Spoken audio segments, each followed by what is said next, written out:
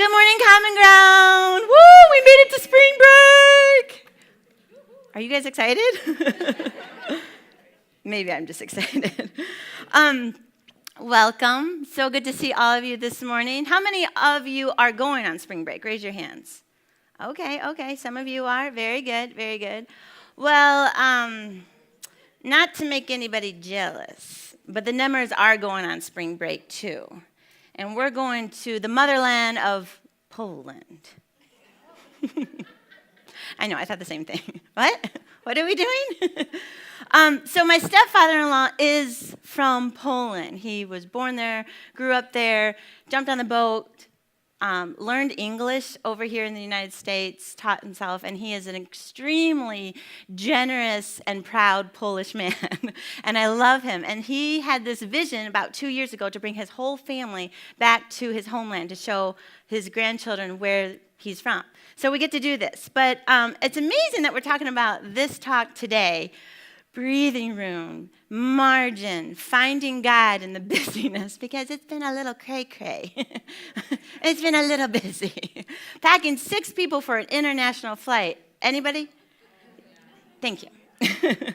It's been full, and with the rest of life. So today we get to unpack this, and I'm so excited because we can all relate to this tension, no matter what season you're in. Younger season, high schoolers. I knew I was done with youth ministry when I had 3 kids. I was nursing 1, 2 toddlers. I had not slept. I don't know the last time I took a shower. And one high schooler walked up to me, and I was like, "How's it going, man? Welcome to Lifeline." And they were like, "I'm so tired." I was like, "I'm done." I'm done. You don't even know what tired is. But it's a critical topic for all of us. I'm sure you've noticed that life is full. Life is full.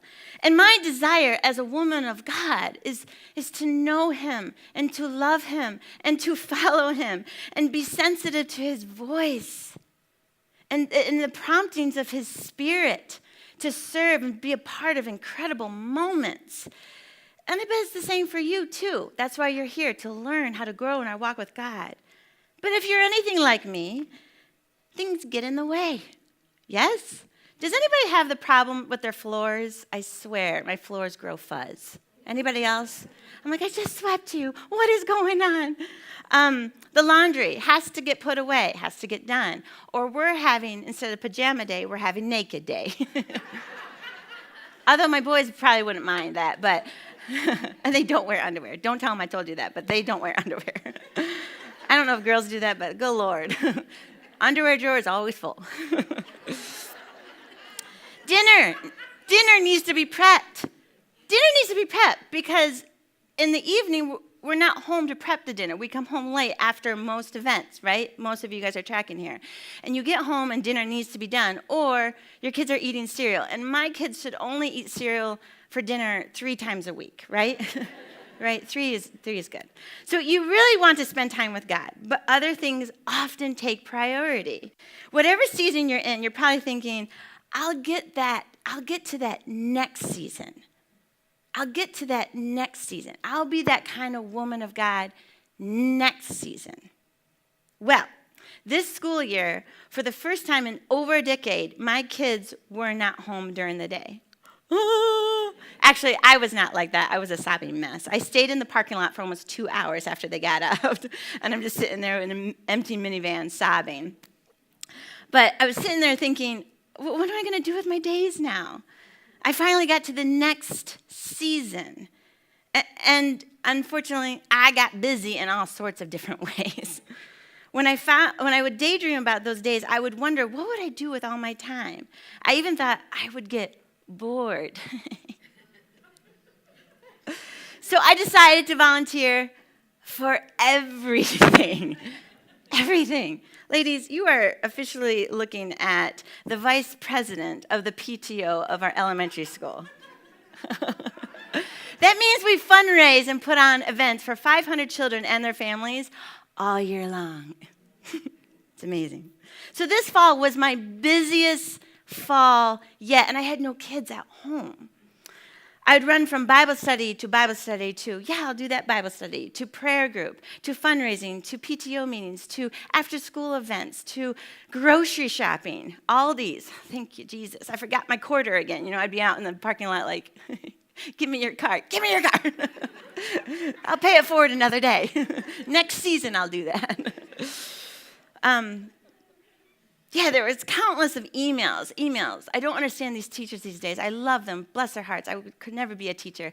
But these emails, because of technology, they can get in contact with me every day, all day. So I get an email every day about my 4 boys in school on how they're sneezing correctly. I don't care.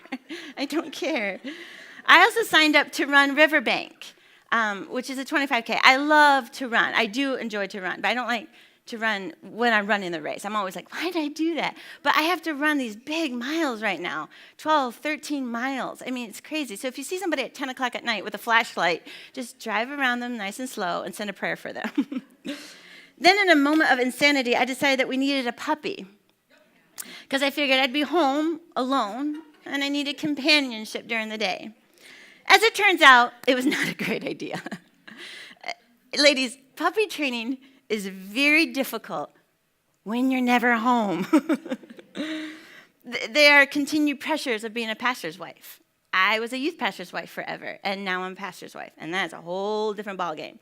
And I have met up, and I continue to meet up with many pastor's wives here in town, because I'm like, sit down, tell me how to do this, because I have no clue. And they look across the table from me like, thanks for the coffee, sip. I don't either. I'm like, what? So it's a lot. There's a lot of hats that we wear as moms, as women. And we have 4 boys, and unfortunately, our birthdays for these 4 boys are between November and February. There's nothing going on during that month. Oh, and we run a church with holiday season, so we're just leaving the Christmas season, going into the Easter season. Moreover, I'm a daughter, I'm a sister, I'm a sister-in-law, a niece, a cousin, a friend, a neighbor, and a wife. Don't get me started there. Ladies, we eat birthday cake all year long. Here's the question. How are you supposed to do the Whole30 diet when you have a birthday every weekend? It's impossible. Even with all the craziness, I'm not here complaining, and I wouldn't trade it for anything in the whole world. Because I know a few of you are sitting here thinking, that's a dream schedule. My schedule is 1,000 times heavier, and that's fine. But I want to start right here and say that busyness has an unintended consequence. The first of which that you often find yourself saying to God, later. Later. Our lives are filled with things that scream for our attention and demand to be the first one on the top priority list. Me first. No, me. While God quietly waits for us to pause and spend time with him. I'm convinced that's why it's so hard to hear from God in the busyness of our lives. I thought a lot about this and why I tend to live like this. And with the time that remains, what I want to share with you is not that I have figured this out. I'm right in the boat, in a sense, of what you guys talked about or what you will be talking in a small group with you, trying to figure this out. I'm figuring this out with you. But what I hope I can leave you is some direction going forward as to where to point your focus. Let's start by exploring a Bible story that I felt like really I could relate to with the struggle of this tension of being busy and resting. And it's found in the Gospel of Luke. It's a story where Jesus is visiting a family in a village called Bethany. It's right outside of Jerusalem. And it's in the early season of Jesus' ministry with his disciples. And he had been in the area doing what Jesus does, teaching and healing and visiting and being with his people and introducing what it looks like to be a disciple of him.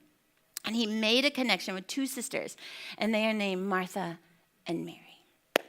After a day of ministry, they had invited Jesus into their home to rest and to eat and to be restored.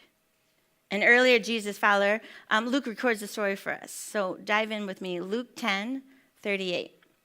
As they continued their travel, Jesus entered a village, and a woman by the name of Martha welcomed him in and made him feel quite at home.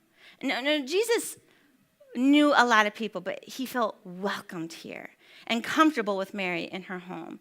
Apparently, she had prepared to host him, and he was able to relax. And this is a good thing. Have you ever experienced hospitality on the receiving end of it? I want you to go there with me. I've been on the receiving end of hospitality many times, and it's so good. You walk in, the table is set, candles are lit, somebody offers you a drink, and you're just like, you don't feel intrusion, you feel welcomed, and they're anticipating your arrival. They're anticipating to bless you. You know, candles are lit, music is usually playing, kids are in a closet. Just kidding. Sorry, that's just my house when you come. But it's wonderful. Even if it's not that fancy, typically when I have people over, I'm like, here's some pizza, grab a pop, let's sit down and talk. But even the anticipation of being welcomed is such a blessing. So this is good work that's happening. Brady and I were in Israel a few months ago, and like as Vaughn says many times, I feel like it's a dream. It does feel like a dream. I cannot believe we were in Israel just a few months ago. But I was repeatedly amazed by their hospitality, by our Israeli guide and the people there. Incredible hospitality. Most dinners that we had with the people just blew me away. I left so stuffed. And even in today's Middle Eastern culture, they prioritize hospitality. So this is in their DNA. This is who they are. And Luke continues. Mary enters the scene. Oh, Mary, sweet Mary. See, she had a sister named Mary who sat before the master, hanging on every word he said. This sounds good to us. And I would be sitting there leaning in like, Mary. I love that. But that's not the real. That's the ideal. But probably Martha is thinking, that's unacceptable. She's over here in the kitchen, alone. And she's also thinking, she's so lazy. But Mary had one thing on her mind. She wanted to be with Jesus. She sat at his feet and hung on to every word. She was oblivious to her natural DNA of helping her sister pull off this feast. She just wanted to be with him. Meanwhile, Martha remained in the kitchen cooking up the feast. If I'm honest, I get Martha. Don't you? I feel like I've been Martha on countless occasions. I think if you had a chance to entertain Jesus, what would you be like? I know myself. I don't know if I would be at the feet of Jesus. I would be in the kitchen cooking up my famous chocolate chip cookies. Ooh, they're going to blow his socks off. He doesn't wear socks. He's going to blow his sandals off. These cookies are amazing. I'll be right there. Martha was not wrong what she was doing. She was doing the good work. Someone had to prepare the dinner. And I think I'd be doing the same thing. I think after we eat, after we clean up, then I'll sit with Jesus. But for now, the food must be cooked. The lamb's got to be sheared. What is that word? What's the honey dessert? Baklava! I love baklava. The baklava has just got to be finished up, and then I'm going to present it to Jesus. And besides, I hear Peter gets hangry, and you don't want to be around Peter when he gets hangry. So we need to finish this up. You know what I'm saying? I would be in the kitchen right with Martha. And here's where the story gets ironic and a little convicting. Martha was so distracted with the details of the event that she was missing the event.